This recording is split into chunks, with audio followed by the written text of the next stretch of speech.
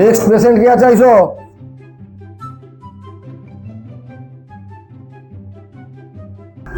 কি সমস্যা বলো? ডাক্তারবাবু এমন একটা ওষুধ দাও না, চোখ দিয়ে যেন শুনতে পাই, কান দিয়ে যেন দেখতে পাই।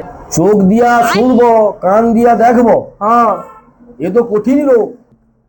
চিকিৎসা আছে, তবে খরচা একটু বেশি লাগবে। আমি সব খরচা করতে রাজি আছি ডাক্তারবাবু।